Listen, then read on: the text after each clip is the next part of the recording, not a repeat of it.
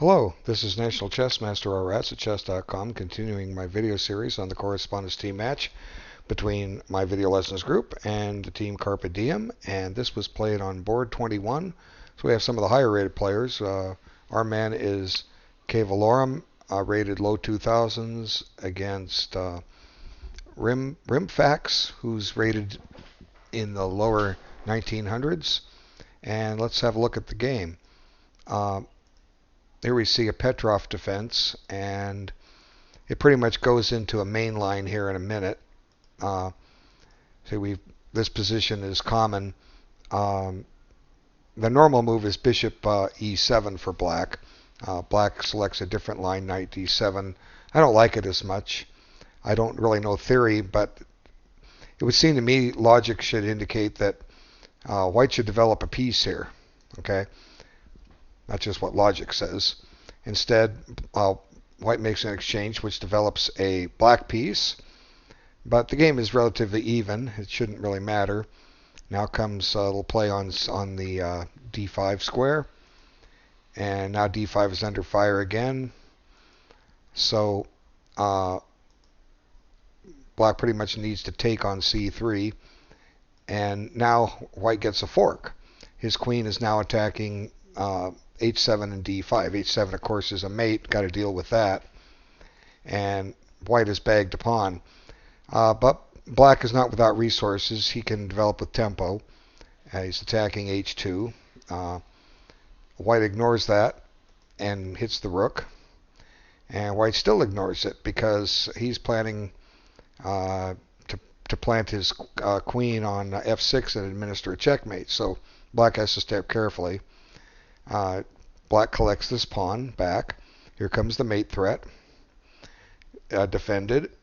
And then white goes and attacks this pawn. And it's not clear if black can hold his pawn here, but black has a reasonably active game and is able to just give the pawn back. And we'll see what happens. There's some mass liquidations here. But black is getting his pieces into play. White goes to play to win a pawn. And just like that, looks like white could win this. But there's one drawback. If you're going to be down a pawn, you want it to be in rook and pawn endings. And you don't want your rook in front of your pawn. So this is going to give black some play. So he goes and grabs another file. He's getting ready to double his rooks on the 7th rank, and there's really not much white can do about it. White can't activate his rook on f1 too easily because of the back rank mate threat, so he covers that. But here comes the 7th rank, and now white is tied down to guarding f2 for the rest of the game, and black puts his rook behind the pawn, and really, theoretically speaking, this position is a draw. And since white can never activate his rook on f1 and the pawn is relatively harmless, black doesn't need to worry about it promoting. It won't. The players agreed to a draw here. There really wasn't too much to that game, simply because it went down to a draw so quick.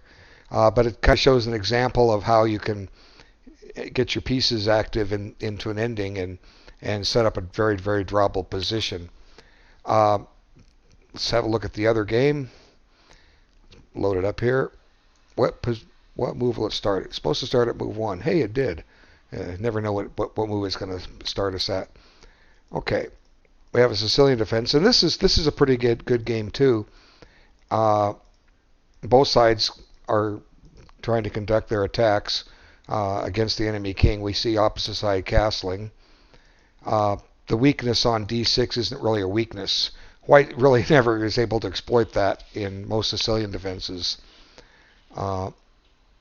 Dynamically, the position is dead even, and as both sides have their attacking chances. Now here, black would like to sink a knight in on c4, and white aims to stop that in just a moment. Not just yet. Maybe, see, black's getting ready to bring the knight into c4. Maybe he should right here. It's going to win the bishop pair or get the bishop back, but he doesn't. I guess he's a little concerned about what's going on over on his own king side, but this does weaken his king position a little bit. But here white plays the knight on a5, not so much to sink it in on c6, but to keep this pesky knight from annoying him too much over here.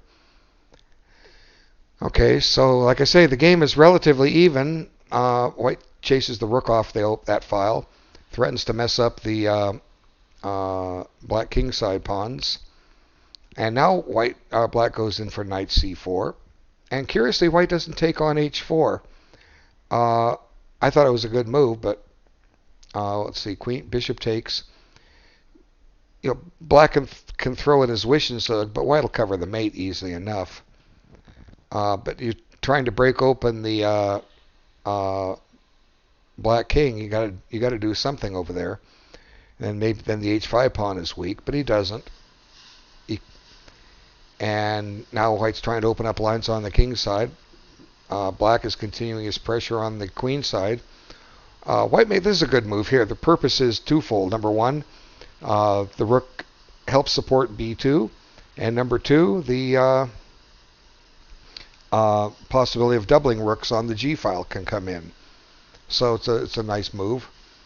And now white just backs his queen up so that he can take back on b2 with a rook and not have to part with the queen for two rooks. Although maybe that would be in his favor. And now white decides to eliminate that knight before it gets to be too much of a problem. And now black has a weakness, the pawn on f5. Okay, so here come the white pawns. And black says, I'm just going to take myself a pass pawn. Pass pawn. But it does open up this diagonal here. So let's see how that pans out. Come on, move forward, please. Okay, white tucks his king in the corner for defensive purposes. And here come the pawns. And black sees the diagonal since white didn't, but now white decides to challenge. And here come the black pawns. Now white decides it's time to act. And act he does. Now the queen's getting ready to run over to the king side. And here, white doesn't really want to trade queens, so he keeps his on the board. But here, white misses a really good chance to open up this position. G6 is a terrific move. It's going to open up the G file, or it's going to open up some file. Let's take a look at it. G6. If black does nothing, white will decide which pawn to take with discovered check, and then this pawn on f5 is likely to fall, and white's got oodles of threats. And if black liquidates, suddenly he's got a weakness on h6 to deal with, and his pawns start falling like a house of cards. There goes f5, and then e4 is going to fall, and the black king is kind of in trouble. So I think g6 was a terrific move. He doesn't play it. He grabs the pawn, but this isn't that bad either. It just kind of could transpose. Another possibility was not take the pawn, is just stop the black counterplay in its tracks. Although there could be a position where I am not necessarily, you're trying to get the queen down here and sacrifice it so that the other rook can come down and administer a mate. I think white has defenses against that. But suddenly the attack is just turning in white's favor now, because there's a check and then a mate threat that must be dealt with. So he stops with his Zwischenzug, checks, saves the king, and now white's objective is to cut the king off. So he swings the rook over, attacks the weak pawn on e4, and the threat is rook takes e4 followed by queen g7 mate. So black potentially creates threats. Let's see. Let's waste a move and check it out. In order to make it black's move, I have to make a move by white. Let's just move this pawn up. Okay, is black threatening queen takes a2 check? We want to find out if this is a resource. Okay, now pick a rook to check with. It probably doesn't matter which one. You got to come back, and here comes a check. Okay, now does black have enough here? Probably not. But maybe. Let's see. Rook takes. Now,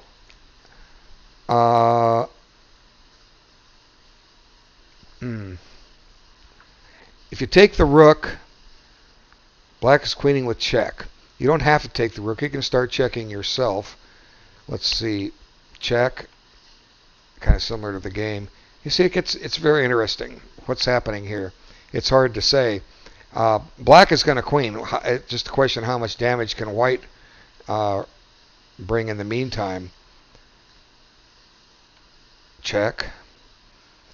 Okay, now we've driven the king forward. Ouch. Yeah, maybe black wasn't threatening that. But be aware of these types of combinations. I mean, they could save the game. You have to analyze them out. I mean, I put Magnus Carlsen as black here, or show him this position. Say, can black sack on a2 and get a win or a draw? And he'll give you the answer in a few seconds, I'm sure. Well, I'm not Magnus Carlsen. You're not Magnus Carlsen. But if you take your time in correspondence chess, you can play just as well as Magnus Carlsen, because there's a finite number of active moves that will show you whether or not you can do this. See, to make it black's move on if I'm playing on a chessboard and an analysis board at home, I know it's white's move, but I'll just give black a second move here. But I can't do that on the analysis board. See, it won't let me. Why? Why won't it let me do that? You know why? Because it's white's move. But if I have a chess set up at home, I can give black 2 moves in a row. So let's just run through it one more time. Check. Okay. Probably. Well, you know what? Maybe it does matter which rook. We were losing this rook on b8 with check in the last line. Let's try this rook. See, there's a difference. This is how you improve your analysis. Okay, now check. He comes up, and there's a difference though. The difference is we're not defending the back rank, and this is mate. So fascinating, isn't it? So what worked for one didn't work for the other. So maybe black wasn't threatening that, but how do you know unless you check? What would be the worst thing that could happen to you? Is if this position happened in a real game where it's not a correspondence game where you can analyze and move the pieces around. If you're playing in a real tournament with real money at stake, and you go nonchalantly play f5, and all of a sudden your opponent plays queen takes a2 check on you. Now you certainly don't want to move your king here, because black gets an immediate checkmate. Bang! Double check and mate. So you're pretty much forced into it. Let's take one more look. Now we agreed that you got to cover the back rank mate on d8, so check here. Now does black have anything else besides a check? No, he probably doesn't, so check.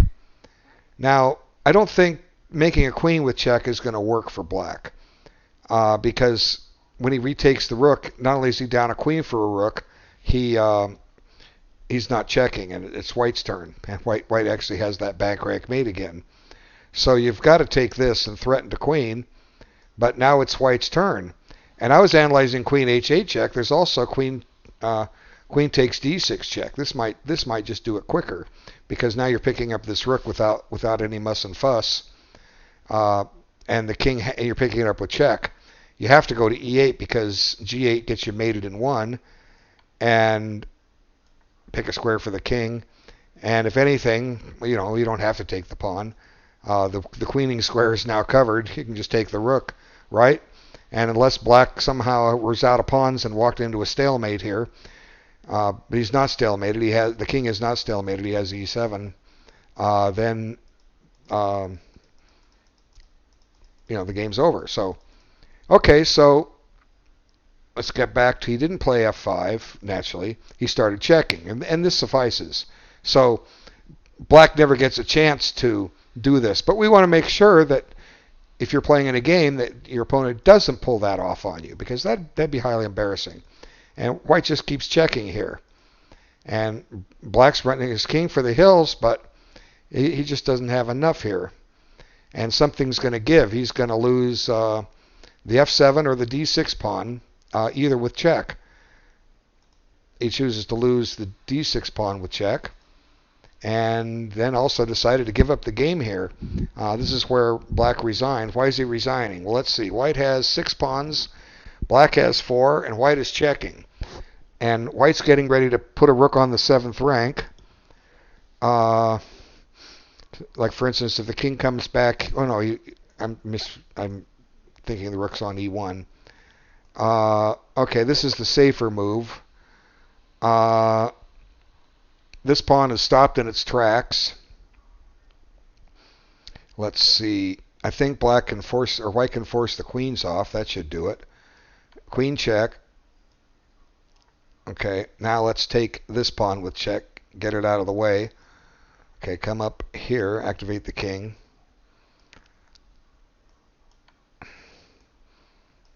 Now, what's happening here? White has 6 pawns. Black has 3. Black can stop the d pawn, but it's only a matter of time before he succumbs here.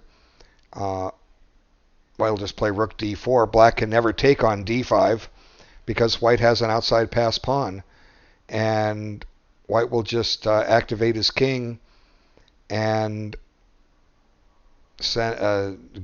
end up getting a pass pawn on the king side. I mean, it's relatively easy how to win this. Anyway, well played by cavelorum. Good play too by Rimfaxe. I think you had good games in both. Now that's one thing about the Sicilians. Sometimes white's attack wins, sometimes black's does. You certainly seem to make the moves that gave you those chances, and you know it's a Sicilian defense. It's a very dynamic game that either side can win with their attack. Anyway, I thank everyone for watching, and I'll be back soon with another video. Take care.